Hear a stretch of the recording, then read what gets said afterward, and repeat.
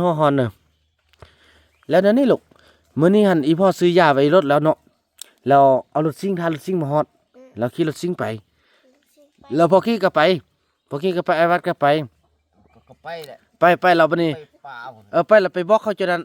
เด้อเขาอีบุญรถเจี้ยอีบุญรถมาเด้อเพราะเฮาสิได้เกี่ยมไปบุญกองเขาใหญ่แล้วรถเจ้านายเขาสิมารับอันนี้เฮาก็ขี่รถไปแล้วก็จิบอันนี้พ่อคือกันเอาเข้าไปให้อีบุญรถกินเด้ออีบุญรถจะกินข้าวก่อนแล้วพากันมาแล้วก็เกี่ยมไปบุญอืมอืม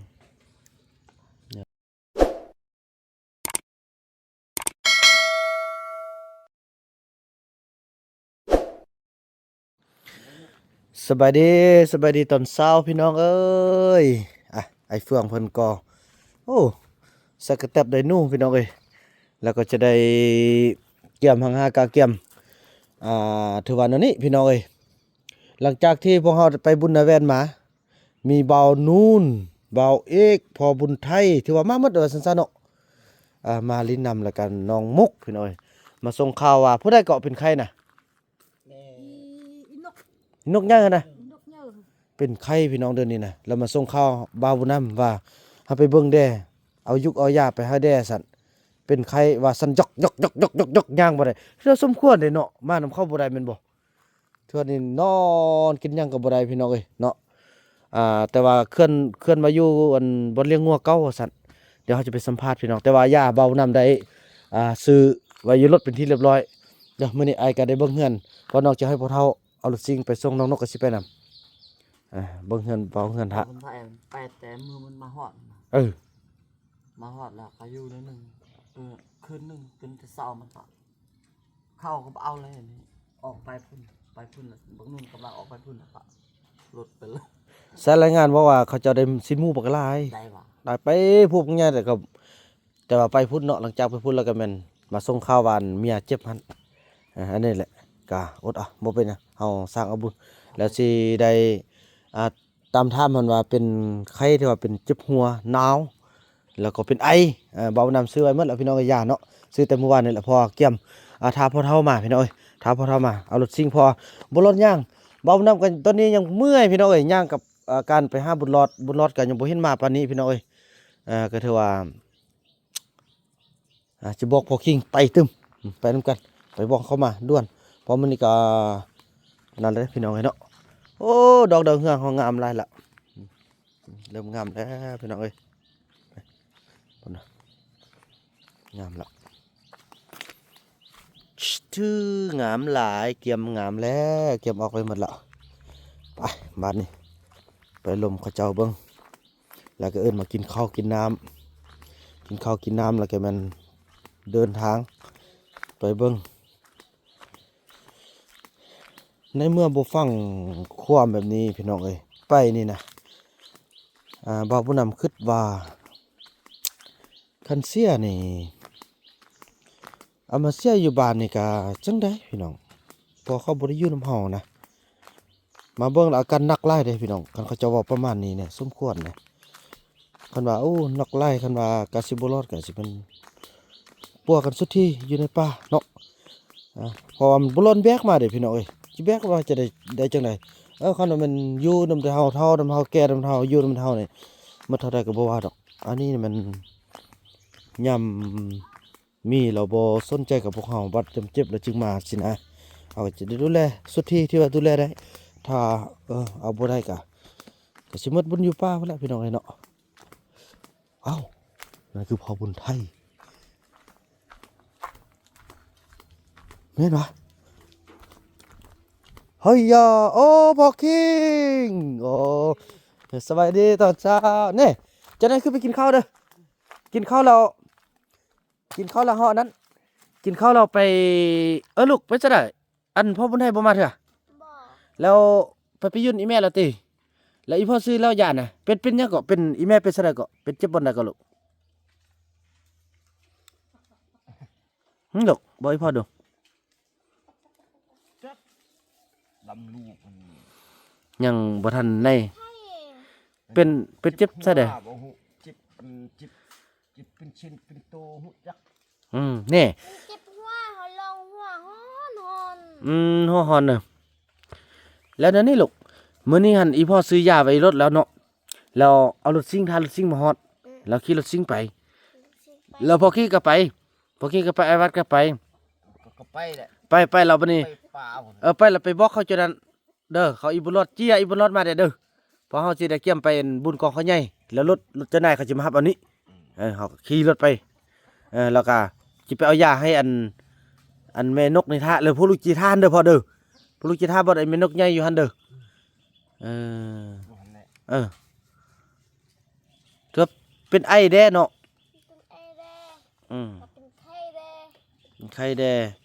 ถือว่ากินข้าวนี่บ่ได้ไล่แล้วนี่ บนกินข้าวบนไล่กินข้าวซ้ำนี่นึง เอ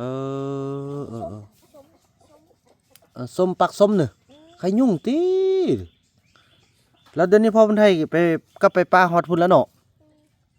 มื้อนี้แม่นกก็ชิม ติมักม่วงหัน อยู่กงม่วงหั่น เกา พ่อคิงอยู่บนได้ก็กงม่วงน่ะ อยู่ตีบนเก่าบ่มักม่วงนี่แท้โหด ฮอดเน่ะ อันอยู่อันนาห้วยพงพื้น เปะแม่นะ เปะห้วยอันนาห้วยสินานี่บ่หลอดไฟใกล้มันบ่เห็นทางแด อืม มันเข้าไปอยู่อันปานนั้นฮู้บ่ได้ไปเห็น ลอง บ่ได้ไป แต่ว่า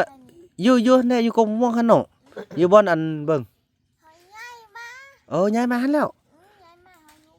แปะ เบิ่งเอาเปเข้าไปเด้อลูกเด้อเปเข้าไปให้อีแม่เด้ออันนั้นเด้อันอีพ่อคือกันเอาเข้าไปให้อีบุญรอดกินเด้ออีบุญรอดจะกินข้าวก่อนแล้วพากันมาแล้วก็เกี่ยมไปบุญ แดกกับปุ้น อืม เขาอยู่แปะมักม่วงนี่เขาย้ายไปย้ายมาย้ายมาย้ายไป อืมนี่แหละเนี่ยไก่ก็เริ่มใหญ่ละเมื่อคืนพากันต้มกินบ่เดี๋ยวละอีพ่อบอกละ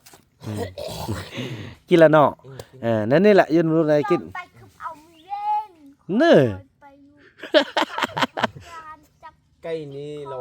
โอ้อีจอบนะ ไปคึบหมูชวาย โมเมนต์ฮอกคึบโมเมนต์จับไปคึบเอ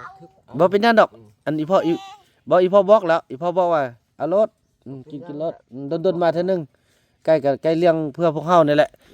แต่เฮานี่แหละกินน่ะแต่ว่ากินเท่านั้นแล้วก็บอกลูกเอาลูกก็บอกแล้วเมื่อวานนี่บ่เป็นหยังกินรถ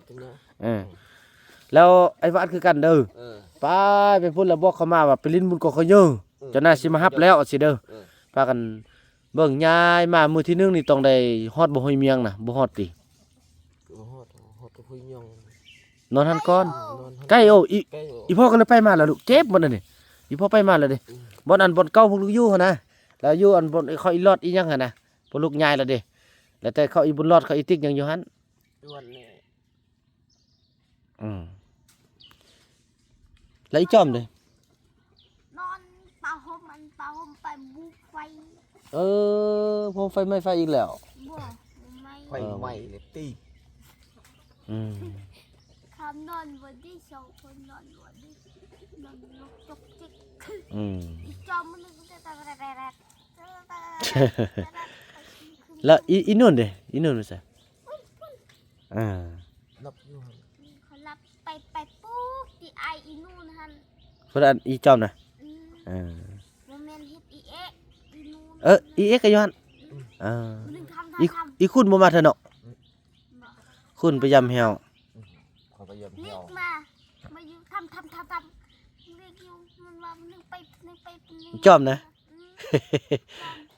จนใครคันมามานอน นางจอมนี่ตอนเด็กนี่บ่นอนพี่น้องเอ้ยนอนตอนเว้นบ่น่ะก็งึดพี่น้องเอ้ยงึดอีหลีเด้ มือวิน จนใครคันนั่นแหละมานอนช็อตลง อย่าดักกุ้งกี่หยง ขึ้น โดย ตกลงเจอเงิน ถูกเขาอยู่ไกล อันก่อนก็อย่าดักกุ้งกี่แหละหยงอย่าดำอย่าเลิกสมัยโดย 7 โมงแรงครับ โอ้คุณรอดนี่แล้วปาโตกูเป็นเสื่องบาโต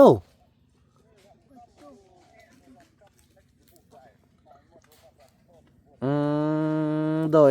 ยงโดยเมื่อแหละเมื่อแหละโดยอุ้ย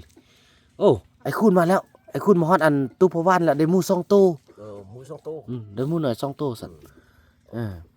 คูณมาแล้ว ขึ้นมาแล้ว ทนมันช่วยเลยอีกคูณเข้ามาเนี่ย มาแล้วเฮาอันถ้าเฮาแล้วพากันไปพุ่น เอาไป ไปพุ่นเราไปบอกเขาอีติ๊กมาเก็มลิ้นกองเขาใหญ่กินของกันย่าแล้วก็สิเข้าไปแล้วก็เข้าตึม เขามาปองเป่งก็เอาไปแล้วเอาไปปองเบี้ยนะชื่อมาปะไว้เขาไปเลยกินเหือแล้วก็ไป น้อยสิได้ไปพาทุกคนได้ไปเบิ่ง ออกไป บ่าวนู่นเนาะ คุณเขา เด้อ จับเลย ไปลิ้นอันอีนู่นก่อนถ้าจังนั้นแล้วขึ้นไปกินข้าวถึงเด้ออันอีพ่อจะให้ข้าวอันไอ้เฟืองให้ข้าวแม่นกครัวกินทะพี่น้องเอ้ยโอ้แล้วก็มาแบ่งให้แม่เฒ่าแม่นกน่ะงามแม่นกคนงามก็ เพิ่นว่าแม่นกคนงามบ่ มันไปลิ้นแม่นกเลยเนาะแล้วก็เข้าไปหาอันแม่นกใหญ่เอายาให้แม่นกใหญ่กินเนาะโอ้สบายดีตอนเช้าพี่น้องเอ้ย แน่คนในเริ่มหลังไหลกันเข้ามาคือว่าแหละเขาไปบ่รอดพี่น้องเอ้ยบ่รอดบอกแหละว่าไปบ่รอดพอเบานํไปสังเกตไปอยู่กับธรรมชาตินี่ได้ แต่ว่าอยู่บ่ได้ย้อนว่าเขาหั่นขี้คร้านพี่น้องเอ้ยถ้าเป็นคนดูมันได้เขาจะอยู่มันน่าสิอยู่บ่ได้ธรรมชาติอาหารการกินและอาหารบ่หลายอันนี้กินแล้วก็นอนกินแล้วก็นอนนั่นแบบนั้นซื่อๆพี่น้องเอ้ยเนาะจากคำว่าก็จะพาเขาปรับปรุงอันนี้เนี่ยอนามัยไก่ก็โอ้บอกกันไล่พี่น้องทั่วกระจายเลยตานางหันจะบอกให้ฟังเนาะพ่อแม่เอ้ยโอ้ยลูกก็เป็นห่วงคัดมึดนางจอมเอามีดแหกห้องน้ำคือกันห้องน้ำเอาสเปรย์ไปโลซีดไล่มึดพี่น้องเอ้ยซาดว่าคนป่าพี่น้องโอ้ไอ้คุณมาละพี่น้องเอ้ยโธ่อันนี้มันเลือดอย่างเฮียมาตำนี่ตายให้พี่น้องเอ้ยเบิ่งได้อยู่บ่นี่เป็นอีหยังฮะขึ้นมาแล้วนี่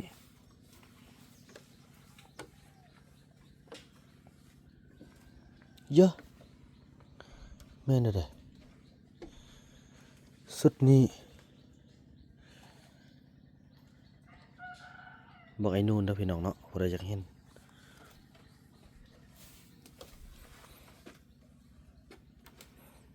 แต่มันเขาจะฆ่าไก่กินไอ้นู่นเอ้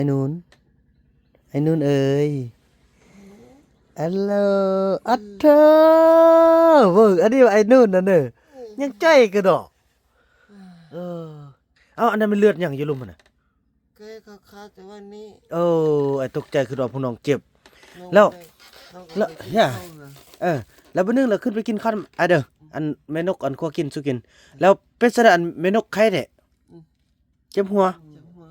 แล้วก็เป็นไอ แล้วเดี๋ยวนี้อยู่ไสเดี๋ยวนี้ เป็นมากบ่อนเฮาเลี้ยงงัวหั่นนะบ่อนมีน้ำอันท่อน้ำหั่นนะสั่นมื้อนี้น้องบ่ได้เข้าไปติ มันต้องไปเข้าไป คันบ่ได้เข้าไปแล้วอยู่เฮือนเด้อไอ้มีแม่นกแล้วก็อีมุก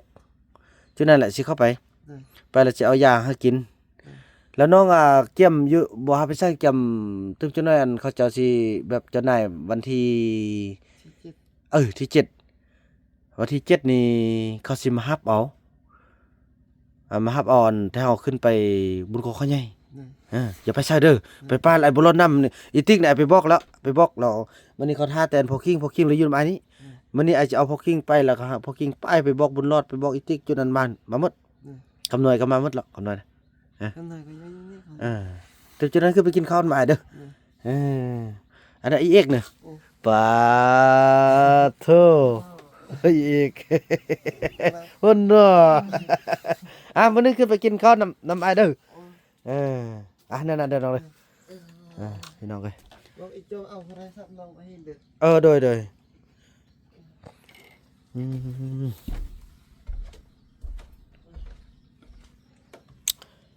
ไอ้คู่นี่สะอาดได้เฮือนเราอนามัยตลอดเด้พี่น้องเอ้ยแม่ทอมีเดี๋ยวสิพาไปเบิ่งเด้อพี่น้องเอ้ยสิได้มาปรับปรุงใหม่เนาะอันนี้ก็กลางคืนก็ให้ความแสงสว่างละต้นไม้นี่สิออกพี่น้องเอ้ย ต้นไม้ตัวนี้นะออกเบิดเลยอยู่มอนะเพอเขาจะจงเป็นเทือดไปเนาะพอบ่ได้พี่น้อยมารักษาธรรมชาติไล่เจริญธรรมชาติเอาคืนแหละแบบนี้คือกันเนี่ยสิกงโอ้ยพี่น้อยเอาลงหมดแล้วแหละลงไปพุ่นนั้นหมดโอ้ไม่เท่ามีหนึ่งเข้าแล้วขอเป็นหุบเป็นทางอันนี้ก็เติมจะน้อยก็สิมันหญ้าเก่านี่สิจุดพี่น้องเอ้ยเนาะจุดออกเคลียร์ออกจากต้นไม้แล้วก็จุดต้นใดที่ก็บ่มีความยืนยงก็จะได้จงจะได้ออกบ่จงแต่หมักไฟนี่บ่ประเภทมากนี่มันบ่งามเนี่ยพี่น้องเป็นดินหมักหินพี่น้องเอ้ยเนาะอันนี้ก็สิกวดจุดอันนั้นใหม่ยังต่างฮะผู้ใดไปหักอันนั้นอีกแล้วเนี่ยไก่เฮาก็ลายเนาะเอ้ยเนาะไก่ลายไก่ลายอีหลีนี่แบบนี้น่ะพี่น้องบอกแล้วก็บ่ฟังพี่น้องเอ้ยนี่ปะปุงบอกไก่ลายบอลพี่น้องเห็นไหมจิกมดนางจอมนี่ขี้ดื้อโอ้นางจอมเห็นไหมพี่น้องเอ้ยน่ะหุ่นออกหมดหุ่นไปหมดเลยอันนี้นะคาดหมดเลยดีแต่ไก่ยังจื้อลกพี่น้องเอ้ยแต่ละแรงเนาะเข้าแต่ละเสามากินสลีที่พวกเขาว่านให้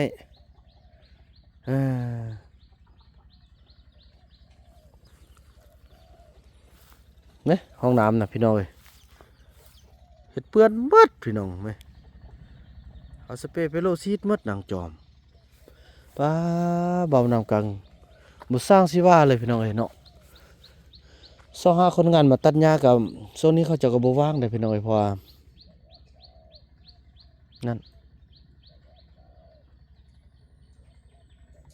เขาเจ้าลูกมันเด้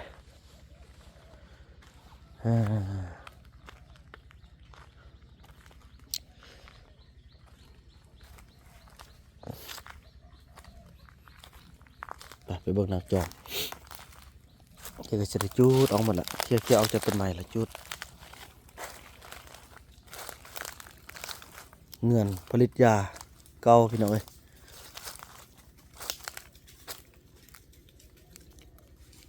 ไก่ตัวบักใหญ่ๆแต่ละตัวนะโอ้ได้เรื่องพี่น้องเอ้ยนี่จีซอนเขาจะมาคูดไหมไก่เนาะพี่น้องเอ้ยสุดยอดเลยโอ้ยงามพอพันวันได้เลยนะคนเมื่อคืนเขาจะคอกินตัวนึงเนาะได้ปะตอนเข้ามาบอกว่ากันเนาะพ่อแม่เนาะเอาเลี้ยงเพื่อพวกเขาทำอย่างดี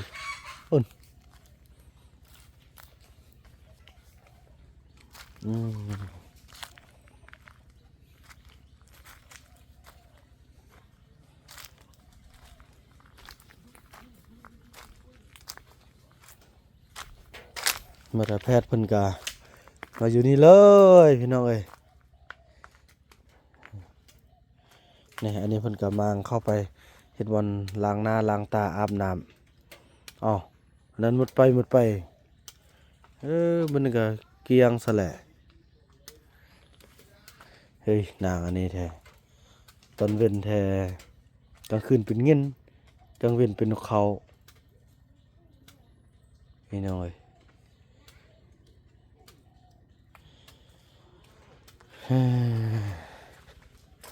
จนน่าจะสิได้แบ่งเข้าพอขึ้นก็ขึ้นบ่ได้แหละโอ้แน่ใครฉันอาจจะมีไอ้เฟืองเบื้องนำพี่น้องเลยของกินหมดก็ได้เอาลงมาให้จะน้อยไปกินข้าวลูกเด้อบ่ไปฉันจะเอาลงมาให้เด้อมังน่าสบายคือกันเนาะเจ้าก็ได้เนาะ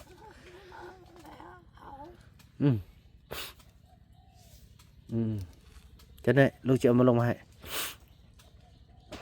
นางจอมคิวกับไปแท้หมดพี่น้องเอ้ยไทยนี่เราเป็นอันนี้เนาะ มาแล้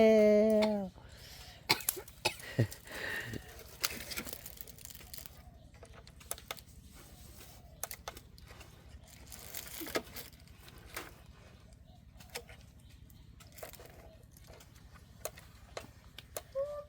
ปลาพุงไปนี่เป็นอันนี้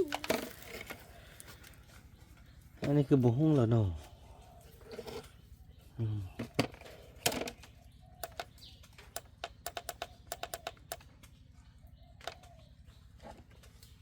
คือบุ้งแล้ววะเนาะเสียไปนั่น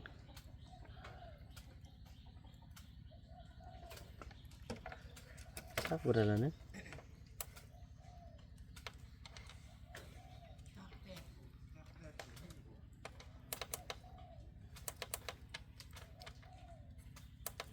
ไปตักแดดเบิ่งเนาะ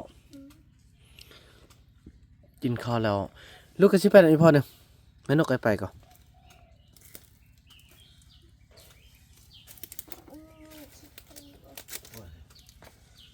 มื้อนี้กินขี้อันกินข้าวแล้วก็ขี้ละซิ่งไปนำกันเนาะ อืม ไปหันแล้วก็ ไปฮอดอันนั้น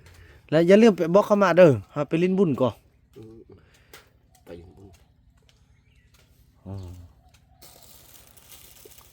พี่น้องเอ้ยเนาะถือว่าจังซั่นแหละคลิปนี้บ่าวนำจะขออนุญาตจบคลิปกันสำนี้ก่อนพุ่นไก่เฮามีทั่วเลยพี่น้องอยู่ไสมีหมดเลยพี่น้องเอ้ยก็ดีแต่ว่าฮู้จักบ่อนนอนของเพิ่นเนาะคลิปนี้บ่าวนำขออนุญาตกล่าวคำว่าสบายดีพี่น้องเอ้ยเนาะรอท่าไอ้คุณถ้าเมื่อไอ้คุณบางว่าแม่นกใหญ่เราอยู่ไสแท้เพราะไอ้คุณเราฮู้เด้คันแน่นอนแล้วก็เข้าไปเลยไปเอายาให้กินเนาะแล้วก็ติดตามเบอร์อาการของแม่นกใหญ่นำกันพี่น้องเอ้ยคลิปนี้บ่าวนำขออนุญาตกล่าวคำว่าสบายดีสั้นนะนี่เป็นไข่ยุงเต้